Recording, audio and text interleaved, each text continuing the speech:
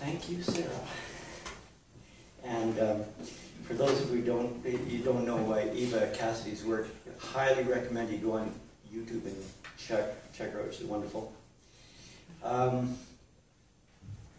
next reader is Elaine McArthur, and Elaine's currently working on her master's degree in education at the U of R here.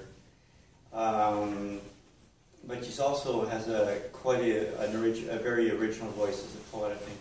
And she's originally from Ocean Man First Nation, and she's been published in the Prairie Journal of Canadian Literature, and she's currently working on a poetry manuscript.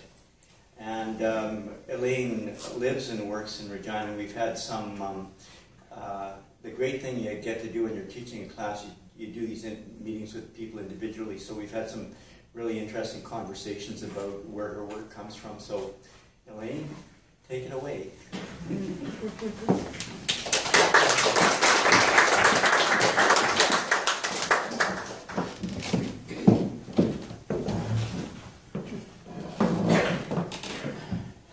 Thank you, Bruce. This first poem is called I Found Jesus, but it's not what you think. I grew up on a reserve in the shadow of a school that swallowed kids and fed them to the church. Buried my brother there, sang hymns there, stood with people who were not mine, and prayed with followers of another world.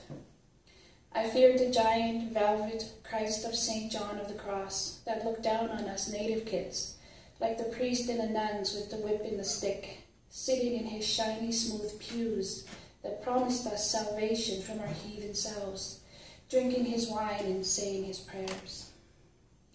And then I moved to a place where Jesus scares no one. I thought he only fed his fear in that now dilapidated church on the reserve that fell into the ground, like the natives he didn't save, and now survive in crumbling houses and walk on dusty roads. I found him in the middle of the hood, with his arms stretched out, blessing the colorful and obscene anger adorning his holy robes and feet. In that moment, I pitied Christ of the hood. I stood at his feet and cried at the anger the natives here blessed him with.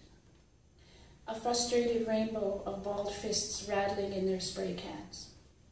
He's not looming over their songs, but watching them pour wine into shiny brown skin with wide open mouths and sweetgrass prayers that promise nothing but a life hard won. I thought pious fury only lived on the reserve, until I saw it sprayed on his robes and on the pavement and sidewalks, crisscrossing their urban reserve. And then I realized Jesus scares no one, not even the haunted dreams of the dilapidated natives, eking out their bleak, seraphic salvation. This one is called